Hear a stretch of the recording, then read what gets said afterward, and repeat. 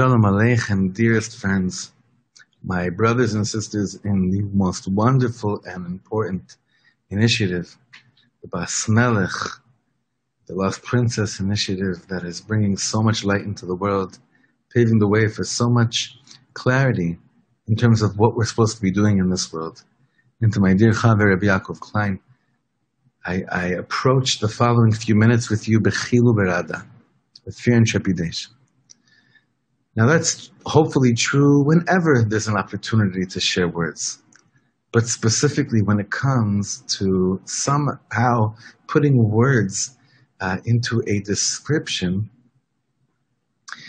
in regards to the world and Torah of Reb Mordechai Yosef Leiner, the Mea Shiloach, the Ishbitz Rebbe, the first Ishbitz Rebbe, and his son, and his grandson, and his great-grandsons. As much as they always say, you know, there's everyone, and then there's the Ishbitzer. It's really, really true in this case. There really is everyone else, and everyone has their own place. Ishbitz is something legamre on its own. It's a whole world of kisufim, of longing. And it's a world that I'm going to attempt in a few minutes just to share from a very pashut and humble place, my own limited perspective, as for many, many years now, since I'm a young teenager, I somehow have had the most wild and beautiful dance, mamash dance, with the world of the Mashilach and his children and grandchildren and great-grandchildren. And the greatest part about it is that I haven't even scratched the surface. When I say the concept, the word, the magical word, Ishbitz, I'm trying to think, like, what comes to mind first of all? What's the first thing that comes to mind? I think it's most probably something that we're all in need of. We want to be people that are melamed zchus yidden. We always want to point out the good. We always want to be the ones that judge favorably. And we want to be the ones that are the first to defend other people and to show that really other Yidden aren't really as bad as they may look like. Well, by many of us, that's a very, very deep and intense avoda. By the Ishbitzer, it seems that when you learn the Torah of the Ishbitzer, that is the fabric upon which the rest of his world of teaching is based on. The Ishbitzer was the greatest melamed zchus on Yidden that we see in Parshanuyot when it comes to commentaries in the Torah. And I'll try to just give maybe one or two examples, but the Ishbitzer is always constantly trying to show that in the root of who we are, there really is no chet. There's no sin. We're not people that can transgress. And Ishbitz shows different stories and different situations in the Torah where it's clear to us, we learn out on the Pshat how people did really bad things, and we learn ways of tshuva from them. Then it comes to the Mashilach, and for right now, for instance, the example of the Meraglim pop-up. We learn about the Meraglim and the scouts, the spies, and how they must have fallen so low. Such big people, they feel so low, to teach us that you can be a great, great person, but if your eyes aren't in the right place, then you can fall to the lowest lows and bring about Tisha B'Av to the world, right? And all that's true. However, it comes to the Mashilach, and he says this is the Melamed Zchus piece of the Mashilach. You want to know why the Meraglim came back and reported what they reported? Because they knew they were such great Gevaldik prophets. They knew with certainty that the moment that Am Yisrael goes into Eretz Yisrael, bye-bye Moshe Rabbeinu. Our Rebbe won't continue with us. They knew prophetically that Moshe Rabbeinu was not going to continue with them. So they did whatever they could to do to prevent the departure from their Rebbe. And they came and said what they said, and it actually even worked.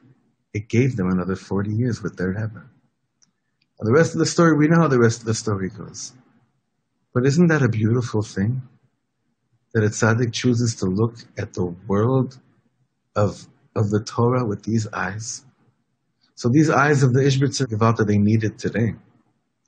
That's just one dugma, one example, and we can go through many other examples where the Ishbitz shows that really in the pnimius of things, no Yidla ever sinned. And for that, the Mashilach was one of the reasons that he was pretty controversial in the world. He's the only sefer that, from that time, that Aleph has no haskama, and also it was not printed in a Jewish printing press because, well, obviously, concepts like these are stuff that's very hard for people to deal with.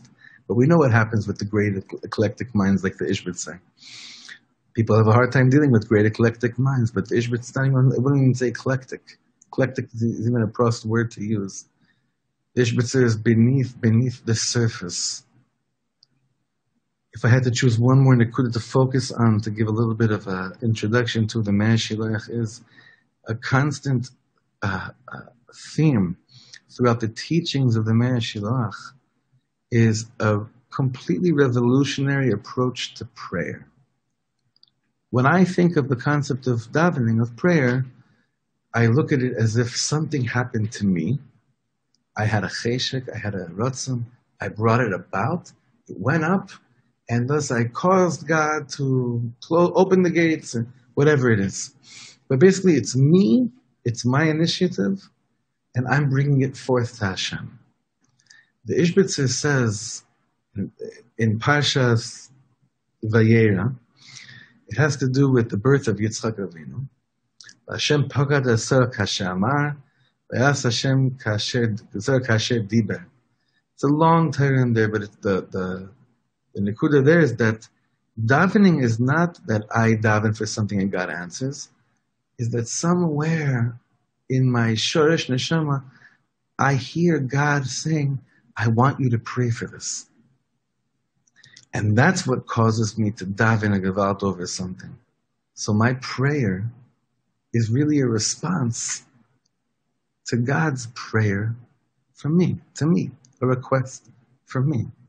That explains how Sarah Imenu, our mother Sarah, never gave up on praying to have a child. Because otherwise based on al-piteva, based on nature, it doesn't add up that a woman at that age would be praying for something that never happened before. But it's because she was so in tune to the Ratzon of Hashem. And when you're so in tune with the Ratzon of Hashem, you can hear God saying, pray for this or don't pray for this. So our prayer, this is unbelievable, our prayer is, so to speak, a response to Hashem's praying for us. Now, there's one more thing I wanted to bring up, and we could go on literally for hours, but just to give a little taste of the world of the Mea Shilach.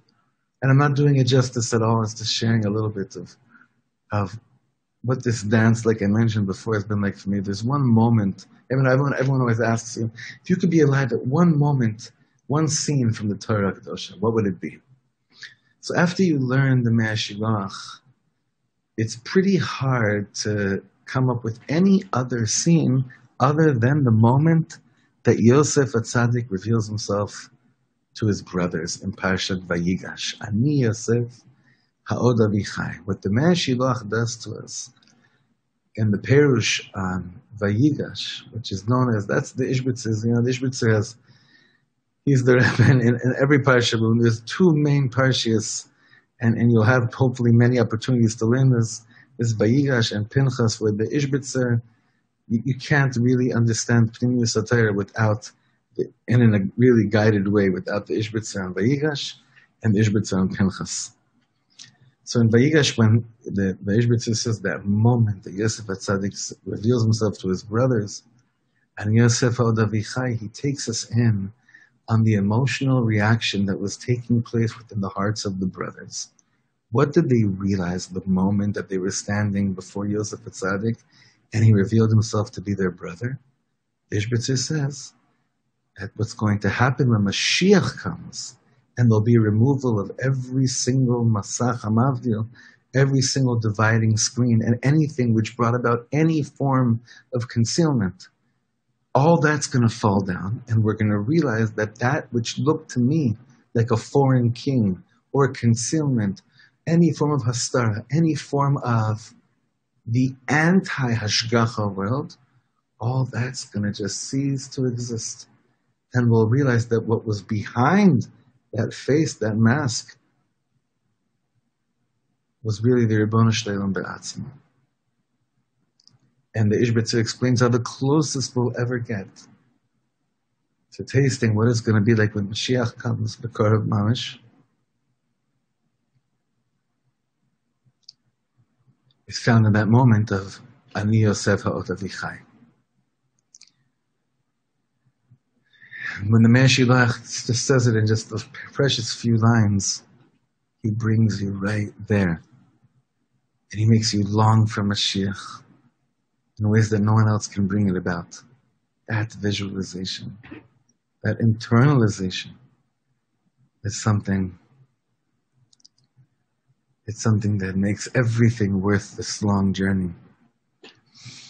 So, my dear friends, if I could have one wish for all of us right now, one bracha for all of us, it would be to be dancing with the words of the Meir Shilach, to daven over them, to cry over them, to allow them to penetrate inside our hearts, deep, deep inside our hearts, to go slowly, slowly with the Ishbitz until his concepts really become refined within. You got to go through a lot.